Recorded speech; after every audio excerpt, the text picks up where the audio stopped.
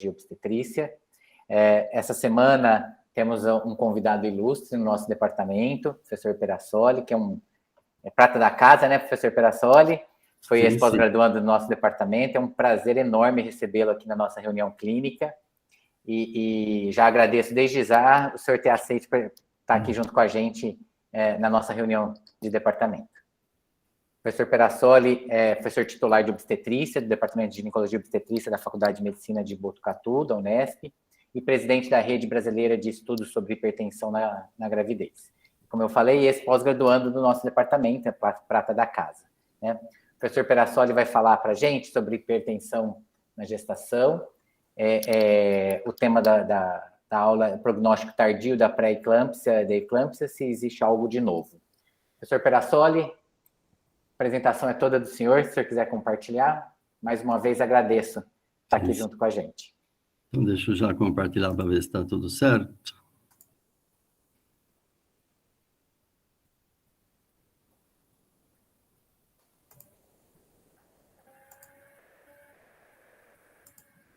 Deixa eu ver.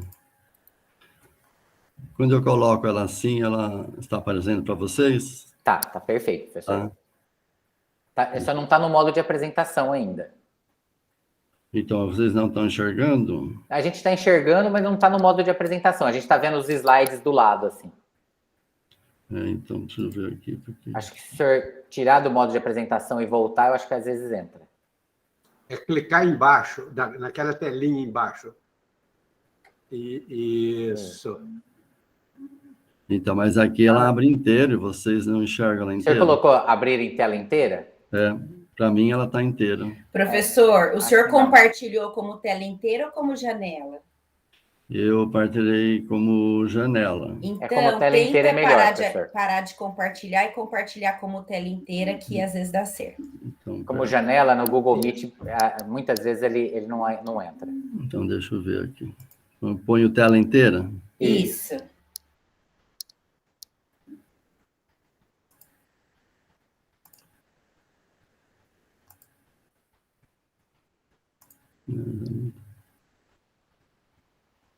Mas acho que ela não está indo como tela inteira. Aí, como tela inteira, o senhor tem que selecionar as figurinhas do Meet lá, como se o senhor fosse compartilhar o Meet. Aí depois o senhor clica no PowerPoint embaixo.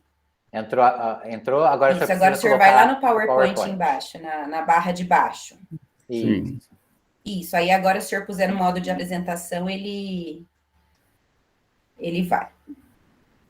Uma coisa aqui. Nossa, fica entrando.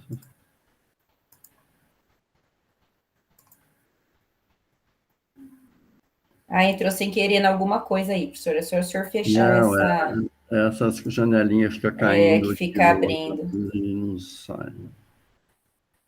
Deixa eu ver aqui agora. Vai lá no PowerPoint embaixo de novo. Então, agora eu vou no PowerPoint. Isso, aí agora pode pôr no modo de apresentação que agora vai. Aí, agora vai certo. Nota perfeito, professor. Muito bem, vivendo e aprendendo. Professor, eu vou pedir licença. A gente pode gravar a apresentação para deixar no nosso site depois? Pode gravar, pode sim. Obrigado. Bom, então, bom dia a todos que estão aqui compartilhando conosco nesta reunião. Para mim foi um prazer enorme, né, receber esse convite através do departamento e pessoalmente pelo professor Geraldo. Eu tenho uma gratidão muito grande com Ribeirão Preto. Ribeirão Preto significou o início da minha carreira universitária e além dele ter me dado tudo aquilo que para mim foi uma ferramenta fundamental, né? Desde então, eu criei aí um vínculo pessoal com vocês e consigo manter esse vínculo até hoje, né? Esse vínculo de uma verdadeira amizade, como verdadeiros irmãos. Então, é um prazer enorme, como eu já disse, né, para o Júlio. Eu gostaria muito de estar aí presente, mas não é possível, então a nossa presença vai ser assim, né? Infelizmente, quando eu estou dando aula aqui, eu brinco muito que eu dou aula para as paredes, né, porque eu só enxergo os slides, mas tudo bem. Então, nós vamos na maneira como as coisas têm que acontecer. Bom, foi me solicitado falar sobre o prognóstico tardio da pré-eclâmpsia e eclâmpsia, se tem algo de novo. Está tudo correndo bem? Todo mundo ouvindo, vendo o slide? Só para mim... Perfeito, professor, estamos ouvindo bem. Tá joia. Então, eu vou tentar responder essa pergunta, eu não sei se eu vou conseguir, mas eu transformei, no fim, ela em outra pergunta, né, que eu acho que é importante. E eu dividi essa minha fala, pelo tempo que eu tenho, em duas fases. A primeira fase, não tem como não falar da fisiopatologia da pré-eclâmpsia, uma vez que dela vai depender, então, aquilo que vai acontecer no futuro dessas mulheres. E a segunda fase, eu vou entrar realmente no prognóstico tardio da doença.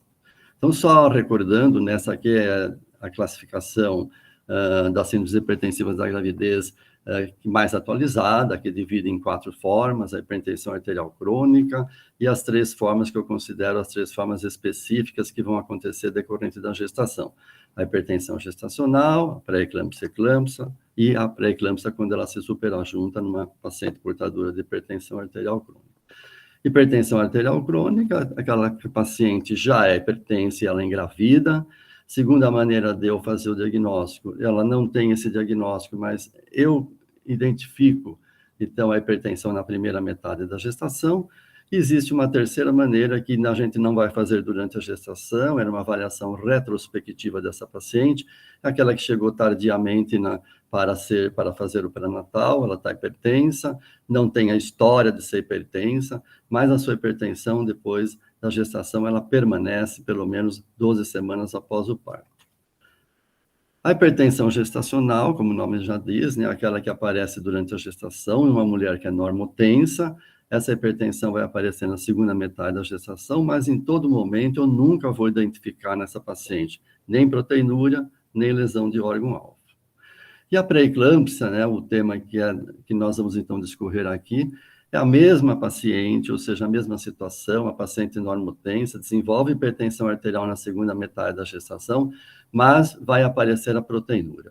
Até um tempo atrás, a exigência da proteinúria, se ela não estivesse presente, eu não podia classificar essa paciente como pré-eclâmpsia, mas felizmente, né, acrescentou-se agora que, mesmo na ausência da proteinúria, se essa paciente apresentar disfunções dos órgãos-alvo, como, por exemplo, a disfunção hepática, alterações neurológicas, insuficiência renal, hemólise, trombocitopenia, eu vou classificar essa paciente como uma paciente portadora de pré-eclâmpsia. E a pré-eclâmpsia superajuntado à hipertensão arterial crônica, eu faço esse diagnóstico quando essa paciente aparece pela primeira vez a proteinúria na segunda metade da gestação, ou ela tem um aumento significativo de uma proteinúria já diagnosticada na primeira metade da gestação, ou acontece uma exacerbação repentina e importante do valor da pressão arterial, ou também aqui, claro, existe uma associação dessa sua hipertensão com disfunção de órgão-alvo. Bom, e vamos então agora entrar diretamente na pré-eclâmpsia. Eu considero, sempre eu costumo colocar essas características que eu acho assim bastante peculiares, próprias então dessa doença, e para mostrar a complexidade dessa doença, né? Ela é uma doença do ciclo gravído-puerperal, quer dizer, é uma doença que vai aparecer pela presença da gestação, mas muitas vezes as manifestações clínicas só vão aparecer no trabalho de parto, no puerpério, ou as suas complicações podem acontecer apenas no puerpério. Ela é uma doença multissistêmica, ou seja, toda paciente, todo organismo materno vai estar comprometido. E ela tem uma etiologia multifatorial, né, o que dificulta muito ficar se identificando qual é a etiologia deste caso, qual é a etiologia daquele caso, né? A sua fisiopatologia, ela é extremamente complexa e ainda está em evolução, né? A gente não tem como falar que eu já tenho uma fisiopatologia definida, né? Eu costumo sempre falar que eu só aceitaria escrever algum artigo, um capítulo sobre fisiopatologia da pré-eclâmpsia se o convite vier de um grande amigo, senão eu não vou aceitar, porque eu sei que eu já vou estar escrevendo uma coisa que talvez aí um mês ela já não tenha mais muito valor. É uma doença que tem o seu início desde a implantação do ovo, né? Se não houver vamos falar assim, uma boa receptividade, né, dos antígenos paternos pelo organismo materno, essa paciente vai desenvolver a doença. Mas a manifestação clínica só vai aparecer na segunda metade da gestação, e hoje sabemos que ela é totalmente dependente de lesão de órgão-alvo. E o que tem que chamar atenção também hoje em dia dessa doença é que ela tem uma diversidade populacional. E aí, até um tempo atrás, o que nós sempre dizíamos, né? Bom, terminada a gestação, resolvida a gestação, eu retirei o feto e a placenta, que são os fatores básicos que estão envolvidos com a doença não tem mais, eu curei a placenta, ela está curada. Mas hoje nós já sabemos que nós não podemos dizer isso. Talvez podemos dizer que a paciente saiu da fase aguda da pré-eclâmpsia, né? Mas hoje a gente já sabe que essa pré-eclâmpsia vai deixar uma marca nessas pacientes. Eu considero que essas pacientes estão identificando, elas têm uma sinalização de que no futuro elas poderão, então, desenvolver uma doença cardiovascular. Falando da fisiopatologia da doença, né, eu costumo apresentar essa fisiopatologia em dois tipos, vamos dizer assim, a fisiopatologia clássica, né, que a gente sempre aprende, que é a fisiopatologia placentária, da pré-eclâmpsia placentária, em que nós sabemos que as modificações gravídicas que deveriam transformar as arteriolas espiraladas, que elas se tornassem, então, vasos que facilitassem, então, o fluxo utroplacentário, isto não vai acontecer, né? Então, a invasão trofoblástica das arteriolas espiraladas, ela não acontece, ou acontece de uma maneira anômala, e aí essa paciente vai, então, desenvolver, então, a pré-eclâmpsia. Então, hoje se considera que a pré-eclâmpsia tem um estágio 1, chamado uma doença placentária, depois passa para um estágio 2, uma doença materno-vascular, e depois que ela passa para a fase 3, que é o estágio clínico. Nessa estágio 1, essa isquemia, né, essa hipóxia placentária, ela vai fazer com que nós tenhamos um aumento, então, das espécies reativas de O2, ou seja, caracterizando um processo de estresse oxidativo, que eu tenho um desbalanço e caracterizado, então, pela predominância de citocinas pró-inflamatórias, como o fator de necrose tumoral alfa, interleucina 6, e eu tenho uma predominância dos fatores antiangiogênicos, né, como o SFLT1 e a essendolina. Então, esse processo que vai tudo contra, né, aquilo que é a fisiologia, então, característica de uma gestação normal, ele vai, depois de uma segunda fase, então, vamos dizer assim, se extravasar, né, ele vai, então, passar para participar de todo o organismo da paciente. E depois, no final, é que nós, na segunda metade, começam, então, as manifestações clínicas da doença, que podem estar mais relacionadas com problema renal, hepático, cerebral, pulmonar ou hematológico de distúrbios de coagulação. Então, nós consideramos que essa fase pré-eclâmpsia placentária, então, que a base dela está na placenta, ela tem uma série de fatores que podem, então, caracterizar uma paciente ou facilitar com que uma paciente desenvolva essa doença, né?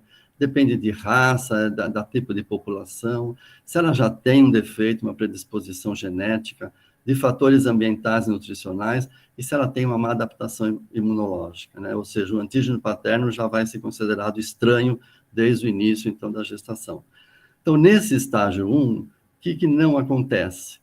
Não acontece a modificação da chamada molécula de adesão epitelial da célula trofoblástica para o tipo endotelial, né, que seria a facilitação para a gestação normal.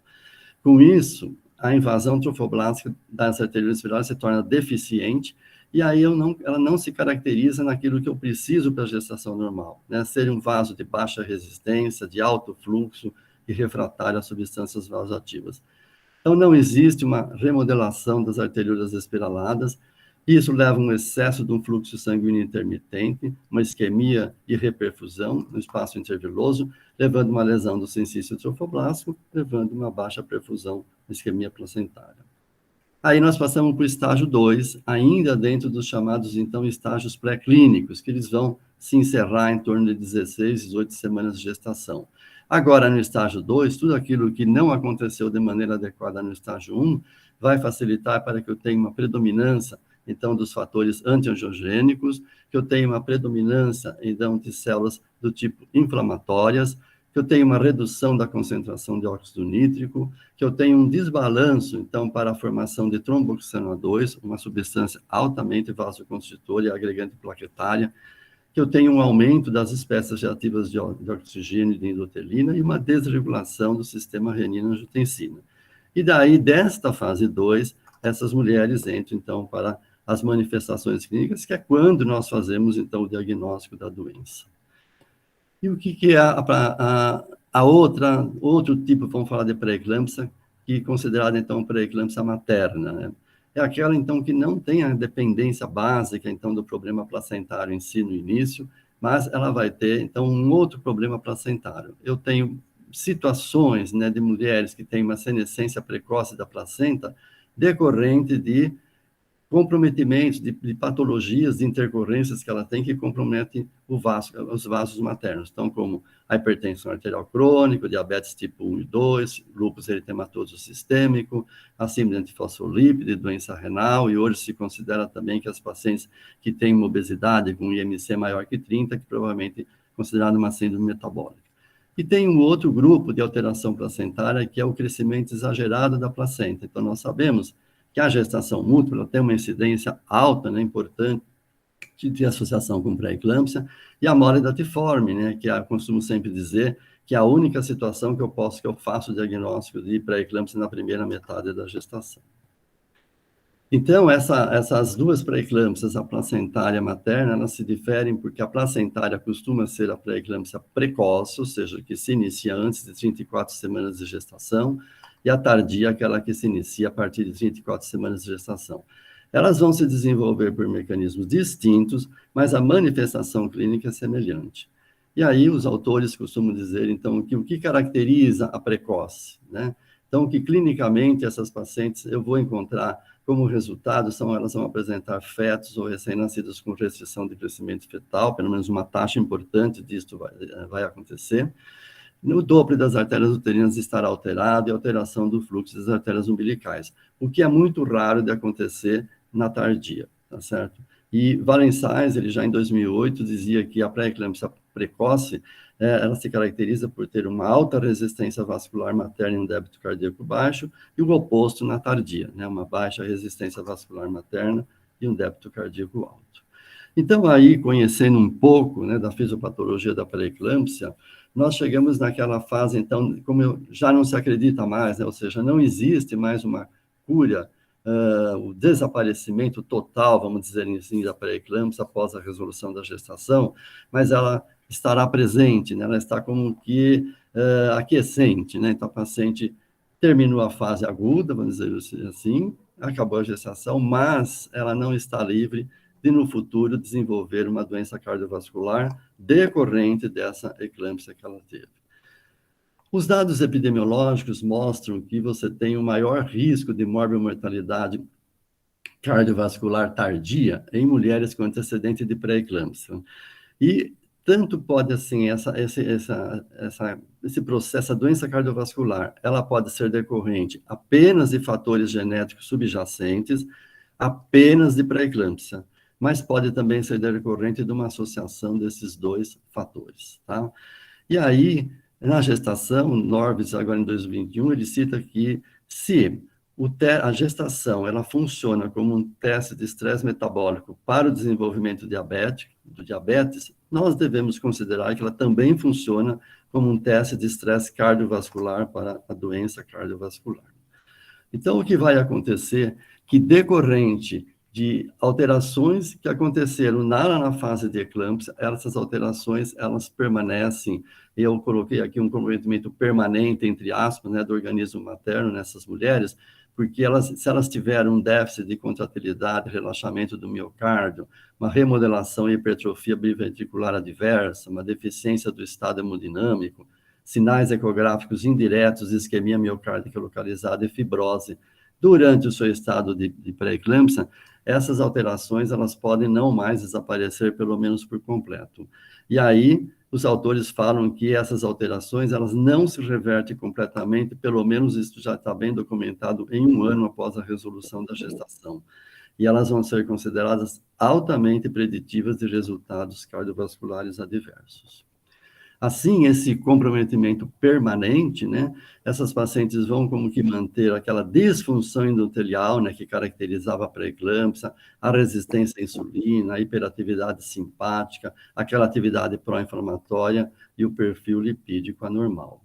E aí, essa pré-eclâmpsia, ela acaba, então, dando origem, tardiamente, a uma doença cardiovascular. Então, são aquelas mulheres que depois se tornaram hipertensas, né, a hipertensão crônica, que desenvolveram uma insuficiência renal, uma dislipidemia, um diabetes, uma aterosclerose subclínica. Hoje já tem trabalhos mostrando que aquela miocardiopatia periparto, né, que nós sabemos que nós ficamos focados nela nesse período, então mesmo, hoje mostrando que após 5 anos a paciente pode ter esse processo ainda.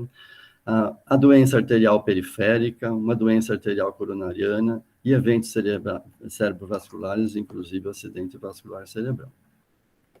Também hoje não tem mais dúvida que o grau de risco para a doença cardiovascular, ela vai depender do tipo de manifestação da pré-eclâmpsia. Então, claro, basicamente, se eu comparar quem tem mais doença cardiovascular, aquela que foi normotensa na gravidez ou pré-eclâmpsia? A pré-eclâmpsia.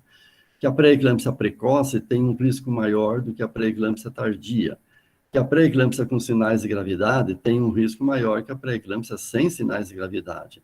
E aquela pré-eclâmpsia que também estava associada a outras comorbidades, inclusive restrição de crescimento fetal, tem maior risco do que uma paciente que tinha, vamos dizer assim, uma pré-eclâmpsia isolada, pura, né? E uma das complicações mais frequentes, que é a hipertensão arterial crônica, também ela está associada a alguns fatores. Então, mesma coisa, né? A paciente com pré-eclâmpsia tem mais incidência mais risco de se tornar uma hipertensa crônica que uma paciente que foi normotensa. Depende muito do momento do início de manifestação clínica da pré-eclâmpsia. Quanto mais precoce, mais favorável para se tornar uma hipertensão arterial crônica, da gravidade da hipertensão, inclusive se houve necessidade de resolução da gestação pré-termo, se houve associação com restrição de crescimento fetal, inclusive se ela teve mais que um episódio de pré-eclâmpsia, né? Então, segunda, terceira gestações com pré-eclâmpsia. E aí, se nós quisermos fazer, vamos dizer assim, uma associação, né? Pré-eclâmpsia, doença cardiovascular, o que são dados, o que são fatores que podem estar fazendo essa ligação, né? Hoje, se considera que a doença cardiovascular é a principal causa de morte, né, entre homens e mulheres. Que as mulheres desenvolvem essa doença, em média, 10 a 15 anos mais tarde do que os homens, né? E aí sempre se considerou que esse período, ele é tipo de uma janela de oportunidades para nós tratarmos fatores de risco cardiovascular numa idade mais jovem e reduzir o risco de desenvolver de doença cardiovascular. Entretanto, aqui entra que a pré-eclâmpsia, né, ela pode estar o quê? Alterando essa média, aqui, né? Reduzindo essa média de tempo, tá? Então, um desses fatores de risco cardiovasculares precoces são os distúrbios hipertensivos da gestação.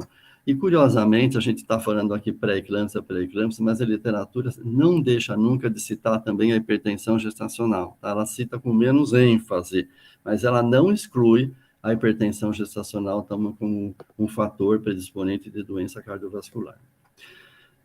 Também tem que falar a favor aqui, dentro dessa associação, que na última década, a prevalência de infarto do miocárdio, de acidente vascular cerebral autorrelatados, né, pelas pacientes, aumentaram em comparação com homens com idades semelhantes, pelas essas pacientes que tiveram, então, pré-eclâmpsia.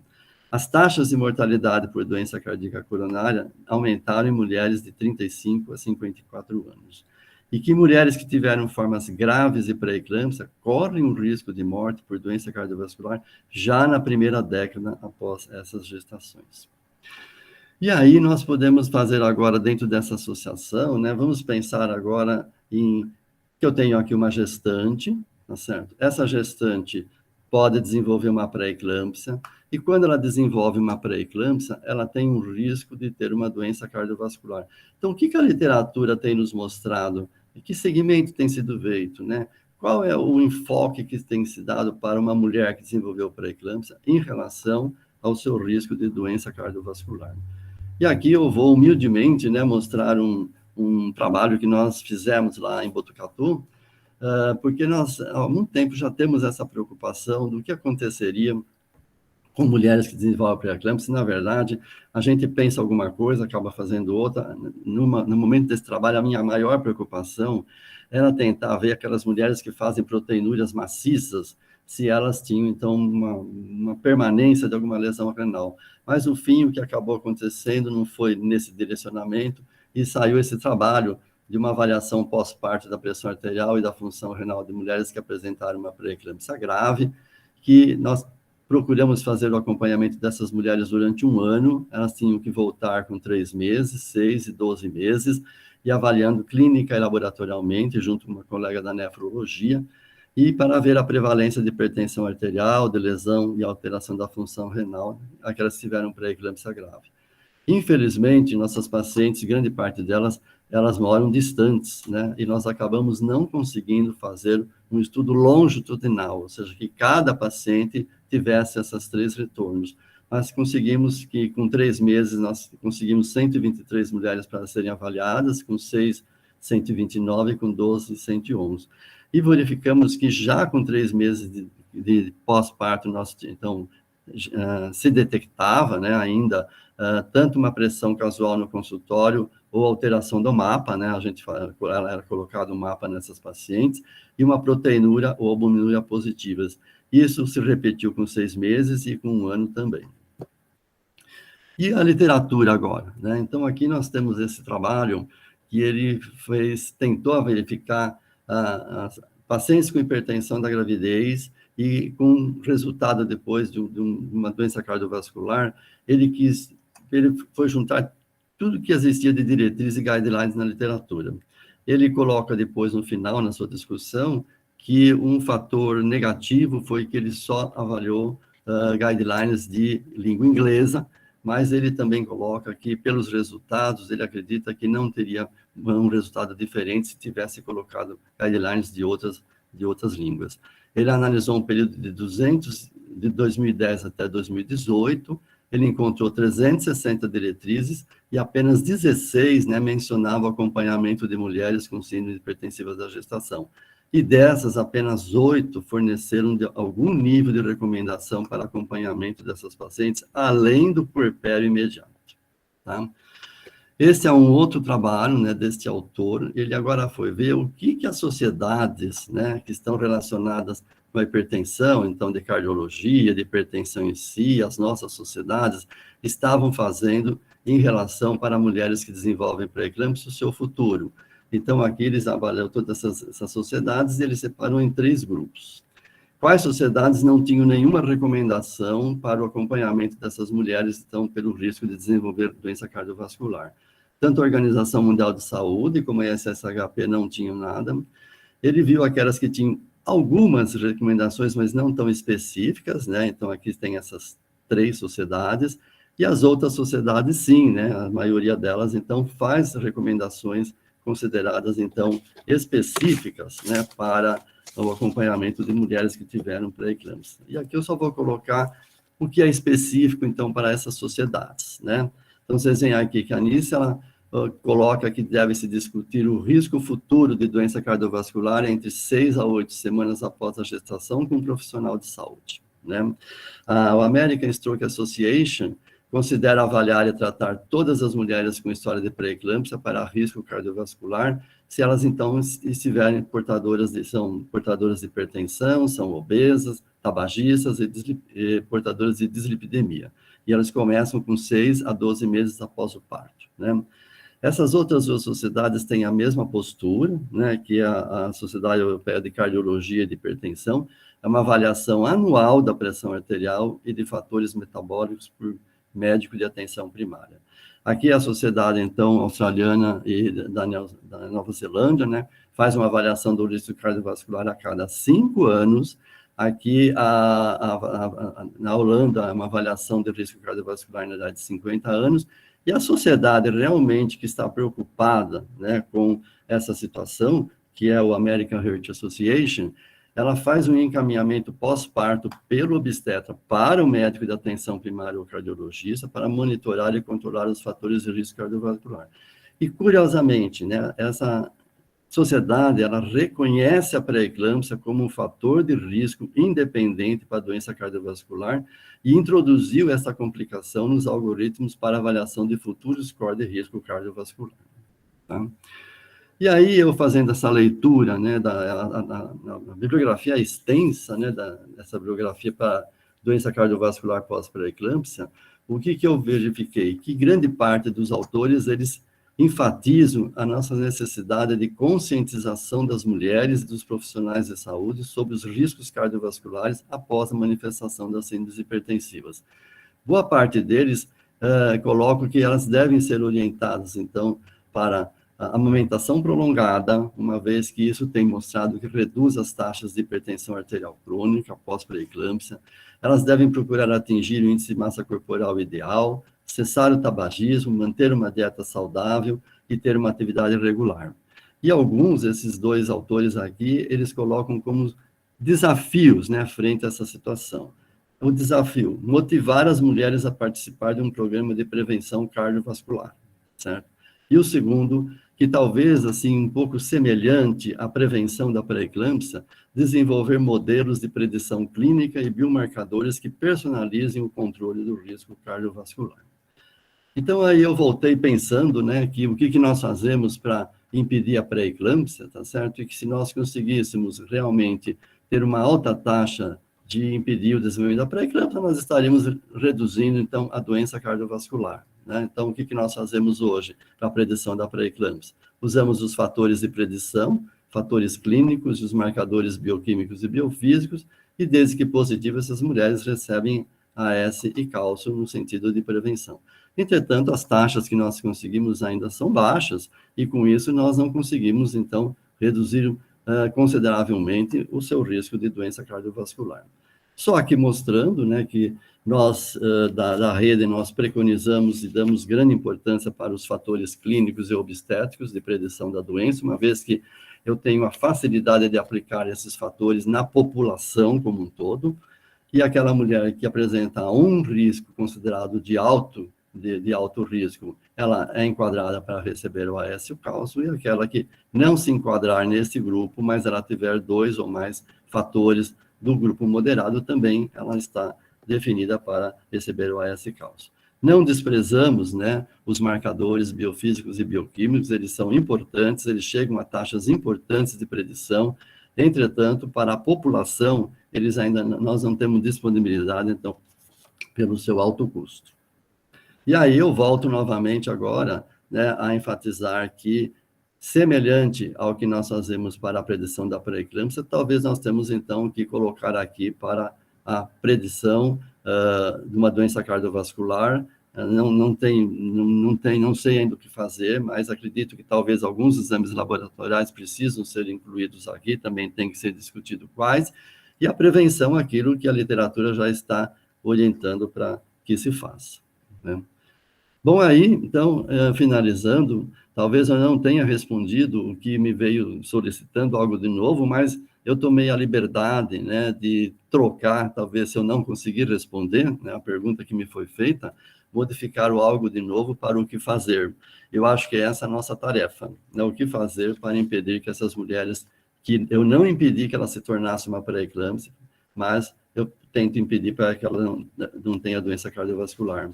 E nesse sentido, né, na rede, nós estamos finalizando já um protocolo, agora nós temos já um protocolo de pré-eclâmpsia e eclâmpsia, estamos finalizando um protocolo sobre puerpério imediato, e eu acredito que nós temos que acrescentar agora um protocolo, pelo menos sobre o segmento até 1 ano após a resolução da gestação.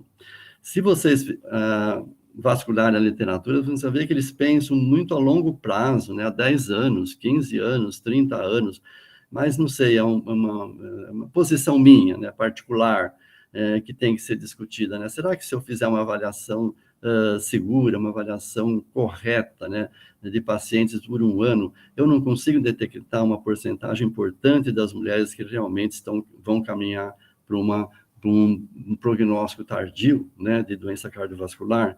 É a pergunta que eu deixo aqui para todos vocês. Então, mais uma vez, então, eu agradeço, né, pela atenção de estar aqui e a grande satisfação. E agora, eu acho que a gente pode, então, voltar para a sala, né,